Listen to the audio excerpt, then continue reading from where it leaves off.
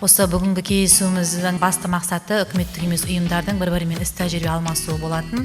Сол мақсатта осы өзіміздің жобамызды іске асыру мақсатында Қызылқоға ауданынан бастап жатырмыз.